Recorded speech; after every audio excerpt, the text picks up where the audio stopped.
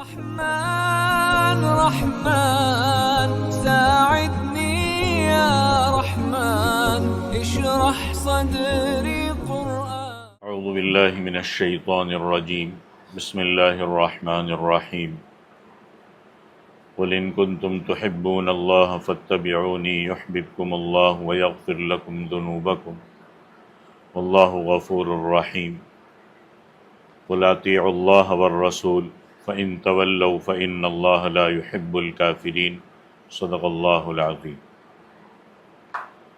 سورہ آل عمران کی دو آیتیں، آیت نمبر 31 اور آیت نمبر 32 تلاوت کی ہے۔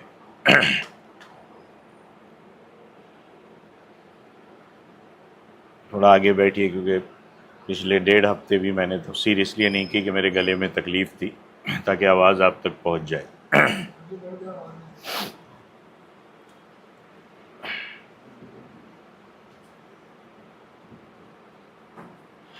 یہ جو قرآن کریم کی آیت تلاوت کی ہے، قل ان کنتم تحبون اللہ فاتبعونی یحببکم اللہ،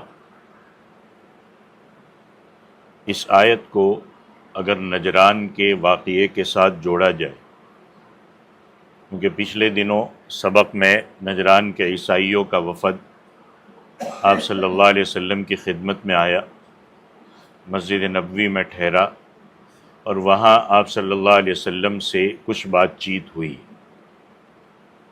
کیونکہ پورا سلسلہ کلام انہی کے بارے میں چلا آ رہا ہے۔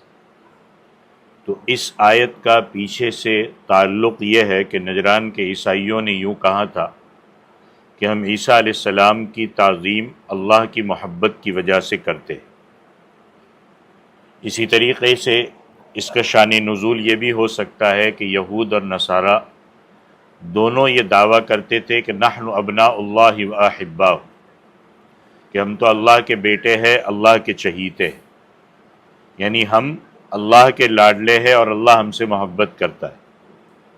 اللہ تعالیٰ ان کے اس دعووں کی تردید کرتے ہوئے فرما رہے ہیں کہ اب تو تمہاری اللہ سے محبت کی پہچان صرف ایک ہی ہے، اور وہ یہ ہے کہ ہمارے نبی سرور دو عالم صلی اللہ علیہ وسلم کی سنت کی پیروی کرو۔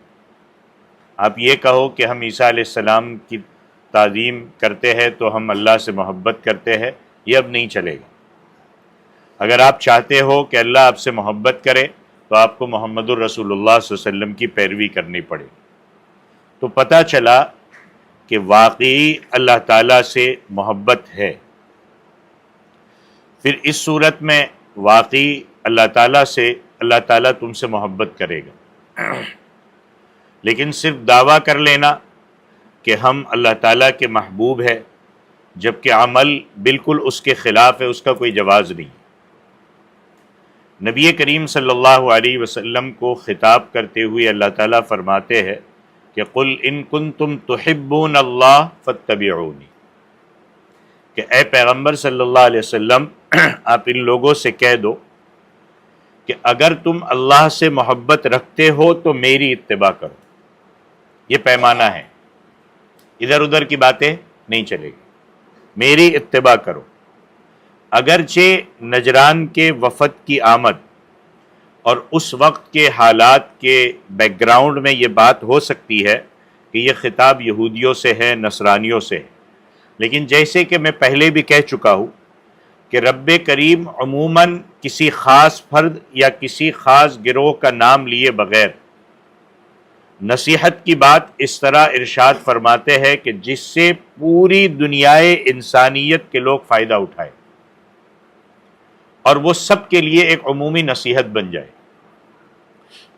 چنانچہ یہاں بھی ایک اصولی بات ارشاد فرما دی گئی کہ اگر تم اللہ کی محبت کا دم بھرتے ہو اور اللہ سے محبت رکھنے کی وجہ سے یہ بھی چاہتے ہو کہ اللہ تم سے محبت رکھے، قیامت تک کے آنے والے لوگوں سے کہہ دیا گیا، تو اس کا ایک ہی راستہ ہے کہ نبی کریم صلی اللہ علیہ وسلم کی اتباع کرو، اور نبی کریم صلی اللہ علیہ وسلم کی اتباع نبی کریم صلی اللہ علیہ وسلم کے طرز اور طریقے پر ہوگی، میری خواہش کے مطابق نہیں ہوگی۔ اور اگر تم نے اللہ کے نبی کی اتباع کی تو اللہ کی اطاعت کی، اور جو اللہ کی اطاعت کرتا ہے اللہ اس سے محبت کرتا ہے. اللہ کب محبت کرتا ہے؟ جب تم اپنے آپ کو نبی کی اطاعت کے تابع کرو، اپنی خواہش کے تابع نہیں. لہذا اللہ بھی تم سے محبت کرنے لگے گا. اور نبی کریم صلی اللہ علیہ وسلم کی اطاعت اور محبت کا تقاضا یہ ہے کہ آپ صلی اللہ علیہ وسلم کی سنتوں کی پیروی کی جائے. یہ بھی ذہن میں رکھو. زبان سے محبت کے دعوے کرنا، نعرے لگانا اور اپنے اعمال میں آپ صلی اللہ علیہ وسلم کی اتباع نہیں کرنا، یہ حقیقت میں محبت کا جھوٹا دعویٰ ہے. محبت کے دعوے کی سچائی یہ اس بات پر موقوف ہے کہ نبی کریم سرور دو عالم صلی اللہ علیہ وسلم کی پوری اتباع کی جائے. اگر یہ کام کرو گے تو نتیجے میں کیا ہوگا؟ یحببکم اللہ، اللہ تم سے محبت کرنے لگے گا. اللہ کی محبت اور رسول کریم صلی اللہ علیہ وسلم کی اتباع، اس کی برکت سے اور کیا ہوگا؟ وَيَغْفِرْ لَكُمْ ذُنُوبَكُمْ، اللہ تمہارے گناہ معاف کر دے گا. اور اللہ کیا ہے؟ واللہ غفور الرحیم، اللہ بڑا معاف کرنے والا ہے، بڑا مہربان ہے. اللہ نے معیار بتا دیا. اب ہم ادھر ادھر بھاگے، یہ ہماری مجبوری ہو سکتی ہے، ہماری بہانہ بازی ہو سکتی ہے، لیکن اللہ کے یہاں اللہ نے معیار بتا دیا کہ اتباع سے کام چلے گا، دعووں سے کام نہیں چلے گا. اب اس آیت کو محبت کا معیار بتا دیا گیا کہ اگر کسی شخص کو اپنے خالق اور مالک سے محبت کا دعویٰ ہے تو اسے چاہیے کہ اپنی محبت کو محمد صلی اللہ علیہ وسلم کی اتباع کی کسوٹی پر پرکھ کر دیکھ لے. اگر اپنے کاموں میں، اگر اپنی باتوں میں آپ صلی اللہ علیہ وسلم کی اتباع کا اہتمام ہے تو اس کا مطلب ہے کہ اپنے دعوے میں سچا ہے، ورنہ زبانی جمع خرچ کے سوا کچھ نہیں. اور اس زبانی خرچ پر پکڑ ہوگی کہ دعوے تو ہے لیکن ثبوت نہیں ہے.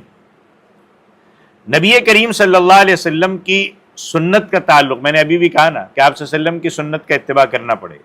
اب سنت کا تعلق زندگی کے ہر شعبے سے، چاہے عبادات اور معاملات ہو، چاہے اخلاقیات اور معاشرت ہو.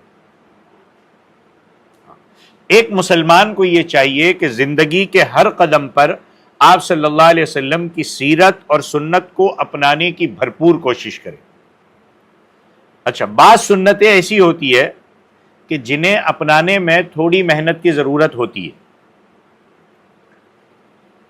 لیکن بعض سنتیں ایسی ہوتی ہے کہ جنہیں اپنانے کے لیے نہ کوئی محنت کرنی پڑتی ہے، نہ کوئی روپیہ پیسہ خرچ کرنا پڑتا ہے، نہ ان سنتوں کو ادا کرنے میں کوئی وقت لگتا ہے.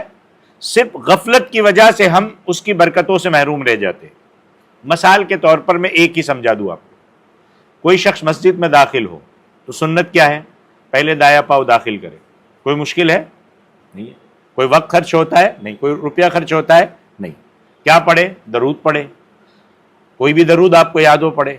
مثال کے طور پر میں آپ کو کہہ دوں بسم اللہ والصلاۃ والسلام علی رسول اللہ، اور کیا پڑھے؟ اللہم افتح لی ابواب رحمتی، کہ اللہ کے نام سے اور رسول اللہ صلی اللہ علیہ وسلم پر صلاۃ و سلام ہو. اور پھر دعا کر رہا ہے، بندہ داخل بھی ہو رہا ہے، سنت پر بھی عمل ہو رہا ہے، اور اپنے لیے دعا بھی کر رہا ہے کہ اللہ میرے لیے اپنی رحمت کے دروازے کھول دیجیے. پڑھ کر داخل ہوا، اگرچہ اس نے یہ عمل ایک لمحے میں کیا، لیکن اس کے نتیجے میں وہ شخص اس وقت اللہ کا محبوب بن گیا. وہ سنت ادا کر رہا ہے، کیا بن گیا؟ اللہ کا محبوب بن گیا. اس لیے نبی کریم صلی اللہ علیہ وسلم کے خصائل، عادات، آپ صلی اللہ علیہ وسلم کے مزاج، آپ صلی اللہ علیہ وسلم کے مذاق، اور آپ کے اپنے دشمنوں کے ساتھ رویے، ایک دو چیزوں میں سنت نہیں ہے. اس لیے میں آپ کو کہہ رہا ہوں، آپ صلی اللہ علیہ وسلم کے اپنے دشمنوں کے ساتھ رویے، ہر چیز میں اوپر سے نیچے تک، صبح سے شام تک، پیدائش سے موت تک، ہر چیز میں آپ صلی اللہ علیہ وسلم کی پیروی کرنے کی فکر کرنی ہے. ہمیں بہت سے علماء نے نبی کریم صلی اللہ علیہ وسلم کی سنتوں کو ہر زبان میں جمع کیا ہے. مثلا حضرت شیخ عبدالحی عارفی رحمۃ اللہ علیہ کی ایک کتاب ہے اسوہ رسول اکرم، یہ بہت مفید ہے کیونکہ اس میں ہر شخص کے لیے صبح سے رات تک کی زندگی میں اتباع سنت کے طریقے آسان انداز میں بیان کر دیے گئے. انہیں پڑھے، اپنا جائزہ لیتے رہے کہ ہم اپنی زندگی میں سنت کی کس حد تک پیروی کرتے ہیں. پھر جو کام بالکل آسان ہے اگر نہیں کر رہے تو فوراً شروع کر دیں کیونکہ بالکل آسان ہے، اور جس کے لیے کچھ وقت درکار ہے انہیں اختیار کرنے کے ارادے کرے، اور ارادے کرنے کے ساتھ ایسا نظم بنائے کہ ہماری ساری زندگی اتباع سنت میں ڈھل جائے. اللہ تعالی ہم سب کو اس کی توفیق عطا فرمائے. اس آیت کی روشنی میں بزرگوں نے فرمایا کہ انسان حضور اقدس صلی اللہ علیہ وسلم کی سنت کا جو بھی عمل اتباع سنت کی نیت سے انجام دے وہ عمل اللہ کو محبوب ہوتا ہے، اور اس کے واسطے سے عمل کرنے والا بندہ بھی اللہ کا محبوب بن جاتا ہے. لہذا جتنا زیادہ سنت پر عمل ہوگا اتنا ہی زیادہ اللہ کی رضامندی اور اللہ کی محبت حاصل ہوگی. اگر انسان ان سنتوں پر عمل کی کوشش کرتا ہے تو پھر یہ سنتیں انسان کی عادت بن جاتی ہے. اب اس کو کچھ کرنے کی ضرورت نہیں پڑتی، عادت بن گئی اس کی. تو اب کیا ہوگا جب عادت بن گئی؟ دل میں نیت تو ہوتی ہی ہوتی ہے، زبان سے نیت کرنا کوئی ضروری نہیں ہے. تو اب سنت کے اتباع کی برکت بھی حاصل ہوتی ہے اور اللہ بھی بندے سے محبت کرنے لگتے ہیں. یہ آیت کا مطلب میں نے بتا فرمایا قل ان کنتم تحبون اللہ. پھر آخر میں ایک عمومی حکم دیا کہ نبی کریم صلی اللہ علیہ وسلم کی اتباع کا طریقہ کیا ہے. اتباع کا کیا طریقہ؟ فرمایا قل اطیعوا اللہ والرسول، کہہ دو کہ اللہ کی اطاعت کرو اور اللہ کے رسول کی اطاعت کرو. اللہ کی اطاعت کا کیا مطلب ہے؟ کہ قرآن کریم میں اللہ نے جو کچھ نازل فرمایا ہے اس پر بھی ایمان لاؤ اور اس کے مطابق عمل بھی کرو. اب آپ کہیں گے کیسے پتہ چلے گا؟ تو سمجھنا تو پڑے گا نا. ابھی ہم یہ کہہ کر کے کہ ہمیں زبان نہیں آتی ہم چھوٹ نہیں سکتے. ہاں، اللہ کے یہی عذر تو نہیں چلے گا کیونکہ ہم سب کچھ سیکھ سکتے ہیں، سب کے لیے وقت دے سکتے ہیں، تو قرآن سمجھنے کے لیے کیوں نہیں؟ ساری زبانیں سیکھ سکتے ہیں، بندہ ہر زبان میں ایکسپرٹ بن سکتا ہے. عربی زبان میں آ کر کے ہمت ہار جاتا ہے. تو پتا چلے گا جب ہم سمجھیں. تو قرآن کریم میں اللہ نے جو کچھ نازل فرمایا اس پر ایمان لاؤ، اس کے مطابق عمل کرو. اور نبی کریم صلی اللہ علیہ وسلم کے جو احکامات احادیث کے ذریعے ہم تک پہنچے اور قرآن کریم کی جو تفسیر آپ نے اپنی باتوں سے اپنے عمل سے فرمائی ہے اس کے مطابق اپنی زندگی کو ڈھال لو. اب یہ بھی تو معلوم کرنا پڑے گا نا. ہم بھاگ تو نہیں سکتے کہ ہمیں نہیں پتا. حکومت اعلان کر دے کہ اس گناہ کی یہ سزا ہے اور ایک بھنگی بولے مجھے نہیں پتا، تو حکومت تو نہیں مانے گی نا. وہ تو کہ ہم نے تو اعلان کر دیا، اب معلوم کرنا آپ کی ذمہ داری تھی. ہاں، تو کہا کہ تم اللہ کی اطاعت کرو اور اللہ کے رسول کی اطاعت کرو، اور یہ ہماری ذمہ داری ہے معلومات کرنا کیونکہ ہر چیز موجود ہے. فَإِن تَوَلَّوْا، اللہ نے کہا پھر بھی اگر منہ موڑو گے، اللہ اور اللہ کے رسول کی اطاعت نہیں کرو گے، تو اللہ کہتے ہیں یہ بات اچھی طرح سمجھ لو فَإِنَّ اللَّهَ لَا يُحِبُّ الْكَافِرِينَ، اللہ منہ موڑنے والوں کو پسند نہیں کرتا ہے، اللہ کافرین کو پسند نہیں کرتا. یہ تو دو آیتوں کا میں نے مختصر خلاصہ پیش کر دیا. اب کل کی آیات جو شروع ہوگی آیت نمبر 33 سے، وہ زیادہ لمبا ایک بہت بڑا مضمون ہے، تو آج میں ان آیات کا خلاصہ آپ کے سامنے پیش کر دوں تاکہ آپ کے لیے کل کی آیات کا سمجھنا آسان ہو جائے. ان خلاصوں آج جو خلاصہ پیش کیا جائے اس کو ذہن میں رکھو، اور یہ خلاصہ بہت اہم ہے. سورہ آل عمران کے شروع سے لے کر کے آیت نمبر 32 تک، ابھی جو آیت ابھی میں نے مکمل کی، اس تک اہل کتاب سے خطاب تھا، اور اہل کتاب میں خاص طور پر عیسائیوں سے خطاب تھا.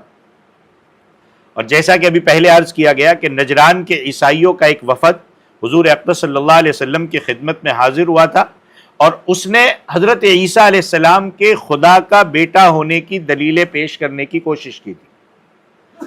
اب اللہ تعالیٰ اگلی آیات میں حضرت عیسیٰ علیہ السلام اور ان کی والدہ حضرت مریم کی پیدائش اور حضرت عیسیٰ کی پیدائش سے لے کر ان کے آسمان پر اٹھائے جانے تک کے حقیقی واقعات بیان فرما رہے، تاکہ عیسائی عقائد میں جو بے بنیاد باتیں گھڑ لی گئی ہیں ان کی جگہ صحیح واقعات لوگوں کے سامنے آ جائے۔ اللہ یہاں سے یہ بیان فرما رہے ہیں۔ یہاں پہلے ان آیات کا خلاصہ بیان کیا جاتا ہے تاکہ واقعات ایک تسلسل کے ساتھ ذہن میں آ جائے۔ سب سے پہلے اللہ نے یہ ارشاد فرمایا ہے کہ حضرت عیسیٰ علیہ السلام کے ہاتھ پر جو معجزات ظاہر ہوئے وہ کوئی نئی بات نہیں ہے۔ دیکھو اللہ نے اس طرح پیش کیا، کیونکہ لوگ یہی کہتے ہیں بغیر باپ کے بھی تو خدا ہی ہوں گے یا خدا کے بیٹے ہی ہوں گے، تو اللہ نے پہلے یہ بات پیش کی، یہ کوئی نئی بات نہیں ہے، بلکہ آپ سے پہلے بھی اللہ نے بہت سے نبیوں کو اسی قسم کے معجزات عطا فرمائے۔ حضرت آدم کیسے پیدا ہوئے؟ نہ ماں تھی نہ باپ تھے۔ جو اس بات کی شروعات کرتے ہوئے اللہ نے فرمایا کہ اللہ نے حضرت آدم، حضرت نوح، حضرت ابراہیم کے خاندان اور حضرت عمران کے خاندان کو چن کر تمام جہانوں پر فضیلت دی۔ یعنی حضرت آدم، حضرت نوح، حضرت ابراہیم کی اولاد کو اور پھر حضرت عمران کی اولاد کو بھی نبوت کے لیے منتخب فرمایا۔ یہاں دوسرے نبیوں کے ساتھ آل عمران کا تذکرہ آیا، حضرت عمران کے خاندان کا بھی ذکر آ گیا۔ یہ حضرت عمران کون ہے؟ یہ حضرت عمران حضرت مریم علیہ السلام کے والد کا نام ہے، اور یہ بیت المقدس کے امام تھے۔ ان کی اہلیہ کا نام تھا حنا، اور ان کے یہاں کوئی اولاد نہیں تھی، اس لیے انہوں نے منت مانی کہ اگر ہمارے یہاں کوئی اولاد پیدا ہوئی تو ہم اسے دنیا کے کسی کام میں نہیں لگائیں گے، بلکہ اسے عبادت اور بیت المقدس کی خدمت کے لیے وقف کر دیں گے۔ یہ منت حضرت مریم کی والدہ حضرت حنا نے مانی تھی، جنہیں قرآن کریم نے امرأۃ عمران یعنی عمران کی بیوی کہا ہے۔ اللہ تعالیٰ نے حضرت حنا کی دعا قبول فرمائی اور انہیں حضرت مریم کی صورت میں بیٹی عطا فرمائی۔ جب ان کے یہاں حضرت مریم کی پیدائش ہوئی تو اس وقت حضرت مریم کے والد حضرت عمران کا انتقال ہو گیا تھا۔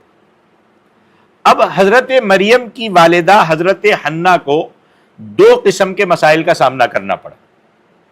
ایک تو یہ کہ انہوں نے جب منت مانی تھی اس وقت ان کے ذہن میں یہ تھا کہ میری دعا کے نتیجے میں اللہ بیٹا عطا فرمائیں گے، کیونکہ بیت المقدس کی خدمت کے لیے بیٹا ہی زیادہ مناسب ہوگا۔ لیکن قدرت کے فیصلے کے مطابق بیٹے کے بجائے بیٹی ہو گئی۔ قدرت تو قدرت ہے۔ اب حضرت حنا کے سامنے مسئلہ یہ آ گیا کہ اس بیٹی کو بیت المقدس کی خدمت کے لیے کیسے وقف کیا جائے۔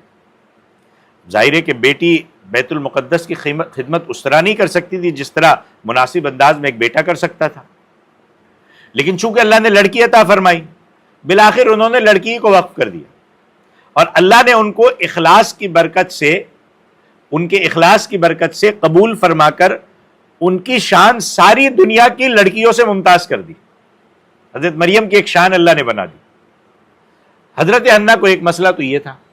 دوسرا مسئلہ یہ پیش ہوا کہ چونکہ ان کے شوہر حضرت عمران کا انتقال ہو گیا تھا، لہذا اب حضرت مریم کی دیکھ بھال اور پرورش اور کفالت کون کرے؟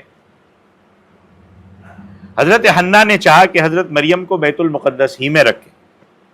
حضرت حنا اپنی بیٹی حضرت مریم کو وہاں لے کر گئی، اور بیت المقدس کے جو خدمت گزار تھے، مجاور کا لفظ کہنا مجھے صحیح نہیں لگ رہا ہے کیونکہ وہ بہت غلط یوز ہو رہا ہے، خدمتگار جو تھے ان کے سامنے اپنی منت کا تذکرہ کیا اور بتایا کہ یہ منت پوری کرنے کے لیے میں انہیں یہاں لے کر کے آئی ہوں۔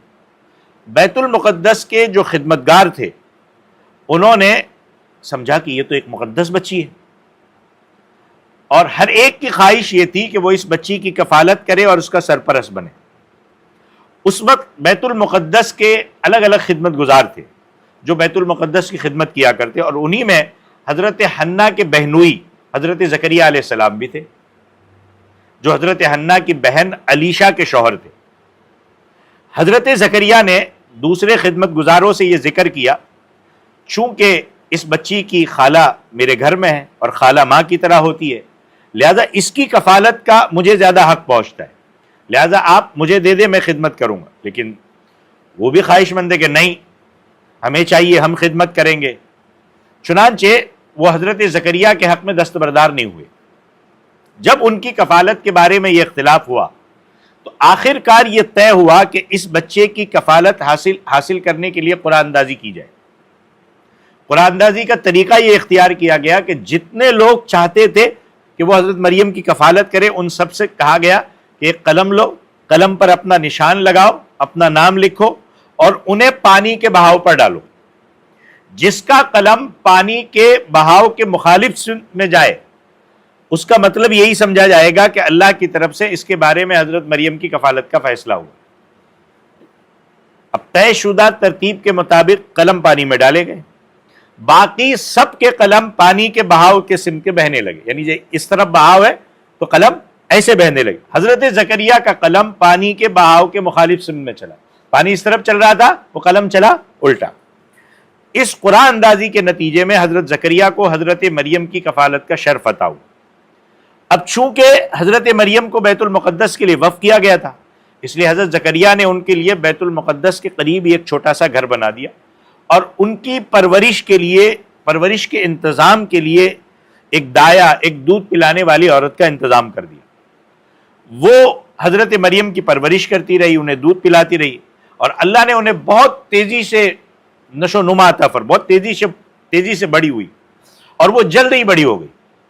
حضرت مریم بڑی ہونے کے بعد اسی گھر میں جہاں انہیں رکھا گیا تھا خوب ذوق شوق اور خوب رغبت سے اللہ کی عبادت میں مصروف رہنے لگی. اب ان واقعات کو تو سنو، ساتھ ساتھ میں اللہ کی قدرت کو بھی سمجھتے چلو. اس دوران حضرت زکریا نے ایک عجیب معاملہ یہ دیکھا کہ جس گھر میں وہ عبادت کرتی تھی وہاں ان کے سامنے بے موسم کے پھل رکھے ہوئے تھے. یہاں سننا غور سے، میں ایک نتیجہ نکالوں گا یہاں سے. اب وہ حیران ہوئے کہ یہ بے موسم کے پھل جو اس وقت دنیا میں کہیں موجود نہیں، حضرت مریم کے پاس آئے کیسے؟ انہوں نے جا کر حضرت مریم سے پوچھا کہ یہ کہاں سے آئے؟ تو حضرت مریم نے کیا جواب دیا، غور سے سنیے گا. اللہ کی طرف سے آئے ہیں اور اللہ تبارک و تعالی مجھے اپنی رحمت سے یہ عطا فرما دیتے ہیں. حضرت مریم بیت المقدس میں ہے اور کیا کہہ رہی، کس کی طرف سے آئے؟ اللہ کی طرف سے. آج کل کا چھوٹا موٹا بابا اور ملنگ بھی کہتا ہے میں یہ کرتا ہوں اور میں وہ کرتا ہوں. انا لکی ھذا قالت هو من عند اللہ. حضرت مریم کہہ رہی ہے حضرت زکریا کے پوچھنے پر یہ ہے حقیقت. اللہ نے خدائی اختیارات کسی کو نہیں دیے ہیں کہ چھوٹے موٹے ملنگ بولے میں نے یہ کر دیا وہ کر دیا. ادھر حضرت ابراہیم علیہ السلام کے سامنے جب فرشتے آئے اور حضرت لوط علیہ السلام کی قوم پر عذاب لے کر کے، اور حضرت ابراہیم علیہ السلام نے نہیں سمجھ سکے کہ یہ فرشتے ہیں، ان کے سامنے ایک بچڑے کا گوشت بنا کر پیش کر دیا. یہاں چھوٹے موٹے ملنگ کو پتا چل جاتا ہے کہ پوری دنیا میں یہ ہو رہا ہے اور وہ ہو رہا ہے. ارے کیا تھوڑا کامن سینس ہم بھی استعمال کریں. ایسوں کے پیچھے آنکھ بند کر کے بھاگتے. ان کی بیوی کو پتا نہیں چل سکا، نبی کو پتا نہیں چل سکا اور چھوٹے موٹے ملنگ کو سب پتا چل جاتا ہے. سمجھ رہے ہو بات کو میں کیا کہنا چاہ رہا ہوں؟ ہاں، اپنی ہر بات کو اللہ کی طرف نسبت کرو. ہمارا یہ اپنا کوئی کمال نہیں ہے. کوئی چیز ہوئی بھی ہے تو کس نے کی ہے؟ اللہ نے کی ہے. اور اب چھوٹے موٹے ملنگ، بابا نے یہ کر دیا، پورے بابا نے یہ کر دیا، فلانے بابا نے یہ کر دیا. ہے کون بھائی؟ یا نبی کہتے ہیں اللہ نے کیا. حضرت مریم جیسی پاکیزہ شخصیت کہتی ہے اللہ کی طرف سے پھل آئے. ارے کہتے میں نے کر دیا. اب جب حضرت زکریا علیہ السلام، یہ بھی سنیے، اس وقت حضرت زکریا علیہ السلام خود بھی بہت بوڑھے تھے، ان کی اہلیہ بھی بوڑھی تھی، بانجھ تھی، ان کے یہاں اب تک کوئی اولاد نہیں ہوئی تھی اور ظاہری اسباب کے تحت اولاد ہو بھی نہیں سکتی تھی کیونکہ بوڑھے ہو چکے تھے. جب انہوں نے حضرت مریم کے پاس رکھے ہوئے یہ موسم پھل دیکھے تو اچانک ان کے ذہن میں یہ خیال آیا کہ جب اللہ حضرت مریم، وہ بھی کیا کہہ رہے ہیں، اللہ حضرت مریم کو بے موسم پھل عطا کر سکتے ہیں تو اس بڑھاپے میں مجھے اولاد عطا کرنے پر بھی قادر ہے. لیکن کون؟ اللہ. بابا نہیں کہ کسی نے ہماری بچے دانی بند کر دی ہے تو بابا ذرا بچے دانی کھول دیجئے. رزق دینا لینا اولاد دینا لینا کس کے ہاتھ میں ہے اور ہم کس کے پاس بھاگ رہے ہیں؟ یہ شرک نہیں ہے تو کیا ہے؟ یہ خیال آتے ہی انہوں نے یہ نہیں کہا کہ میں تو نبی ہوں، میں تو سب کچھ کر سکتا ہوں. انہوں نے فوراً اللہ کے سامنے دعا کی کہ اللہ مجھے خاص اپنے پاس سے ایک ایسا وارث عطا کر دیجئے جو میرا بھی وارث ہو، حضرت یعقوب کی اولاد میں سے بھی وہ میراث پائے. حضرت مریم علیہ السلام کی اس دعا کا تفصیلی تذکرہ اللہ تعالیٰ نے سورہ مریم کے شروع میں فرمایا. بہرحال اللہ نے ان کی دعا اس طرح سنی کہ وہ ایک دن نماز پڑھ رہے تھے اور نماز کے دوران ان کو فرشتوں کی طرف سے آواز دی گئی کہ اللہ آپ کو یحییٰ علیہ السلام کی پیدائش کی خوشخبری دیتا ہے، اور جو اس شان سے پیدا ہوں گے کہ اللہ کے ایک کلمے کی تصدیق کریں گے، لوگوں کے پیشوا ہوں گے، اپنے آپ کو نفسانی خواہشات سے مکمل طور پر روکے ہوئے ہوں گے، وہ نبی ہوں گے اور ان کا شمار نیک لوگوں میں ہوگا. اور میں آپ کو ذرا حضرت یحییٰ علیہ السلام کے ایک دم آخر میں لے جاؤں، پھر اس واقعے کی طرف آؤں، کیونکہ میں آپ کو توحید کی طرف لے کے جانا چاہتا ہوں. یہ اتنے بڑے نبی، اللہ کی طرف سے خوشخبری، اور اللہ ان کی یہ تعریف کر رہا ہے قرآن میں. وہ شہید کیسے ہوئے پتہ ہے؟ وقت کے بادشاہ نے آرو کے ذریعے سے اسے چیر دیا، اور وہ اپنے آپ کو نہیں بچا سکے کیونکہ اللہ کے علاوہ کوئی بچانے والا نہیں. اور چھوٹے موٹے بلم کہتے میں بچا لوں گا، میں یہ کر لوں گا، میں وہ کر لوں گا، میں یہ کر لوں گا، میں یہ کروں گا اور وہ کروں گا.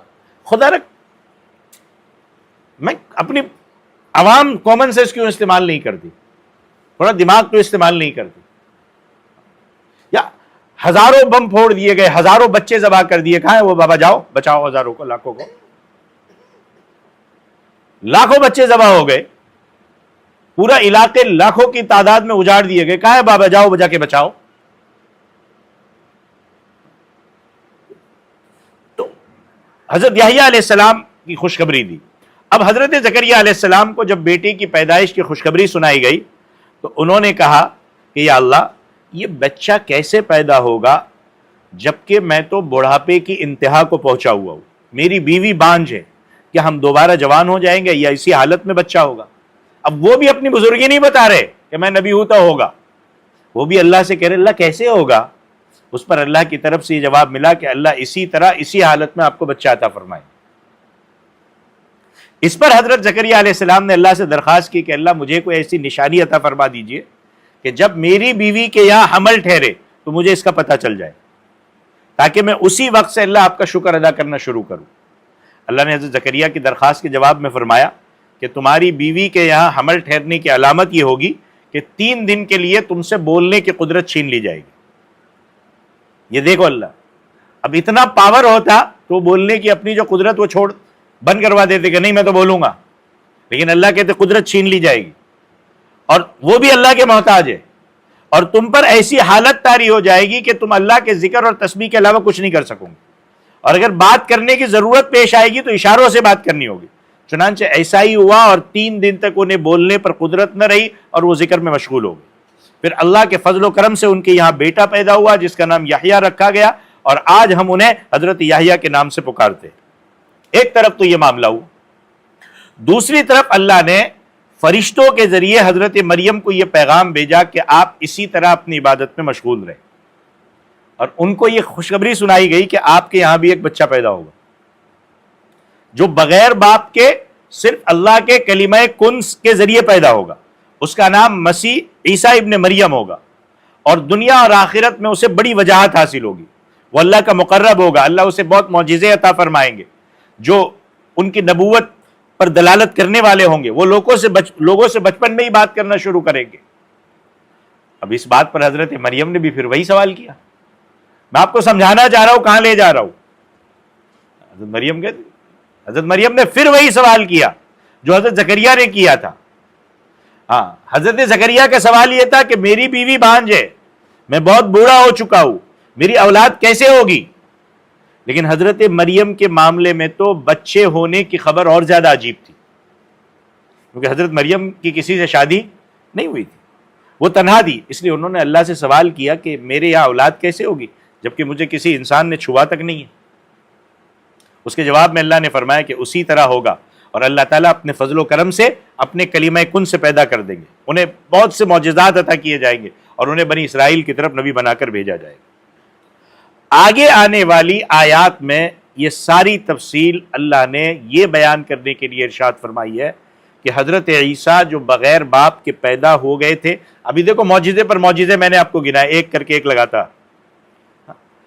یا انہیں جو معجزات عطا کیے گئے تھے یہ کوئی ایسی بات نہیں تھی جس کی وجہ سے ان کو خدا یا خدا کا بیٹا مانا جائے، بلکہ یہ معجزات کا ایک تسلسل تھا جو اللہ نے حضرت آدم، حضرت نوح، حضرت ابراہیم سے لے کر تمام نبیوں کو عطا فرما رہے. خاص طور سے خود حضرت زکریا کے زمانے میں حضرت مریم کے ساتھ یہ معجزہ ظاہر ہوا کہ ان کے پاس بے موسم پھل آنے لگے. اور کون کر رہا تھا؟ اللہ. حضرت زکریا کے ساتھ یہ معجزہ ہوا کہ ان کی بیوی بانجھ ہونے کے باوجود اور شدید بڑھاپے کی حالت میں ان کی یہاں اولاد ہو گئی. اسی طرح اللہ نے حضرت مریم کے یہاں بھی اسی معجزے کے تحت حضرت عیسیٰ علیہ السلام کو پیدا فرمایا. لہذا اس سے یہ نتیجہ نکالنا کسی طرح صحیح نہیں ہے کہ حضرت عیسیٰ اللہ کے بیٹے تھے یا اللہ کے ساتھ اس کی خدائی میں شریک تھے. سمجھ رہے؟ یہ خلاصہ آگے آنے والی آیات کا خلاصہ تھا. اسی کی روشنی میں کل ہم انشاءاللہ تعالی آگے کی آیات کو ہم سمجھنے کی کوشش کریں گے. تو آج تو میں نے 2 ہی آیات پیش کی، اس کا ترجمہ اور ہلکی سی تشریح پیش کی، اور آگے آنے والی جو آیات ایک لمبا رکوع ہے اس کا خلاصہ میں نے پورے طور پر آپ کے سامنے پیش کر دیا. اسی کو ذہن میں رکھیں، پھر اگلی کل جب آیات اور اس کا ترجمہ آئے گا تو باتوں کو سمجھنے میں انشاءاللہ تعالی اور آسانی ہو جائے گی. اللہ عمل کی توفیق عطا فرمائے. آمین. وآخر دعوانا ان الحمدللہ رب العالمین. أيا من يدعي الفهم إلى كم يا أخ الوهم تعبي الذنب والذم وتخطي الخطأ الجم. أما بان لك العيب أما أنذرك الشيب وما في نصحه ريب ولا سمعك قد صم. أما نادى بك الموت أما أسمعك الصوت أما تخشى من الفوت فتحتاط وتهتم.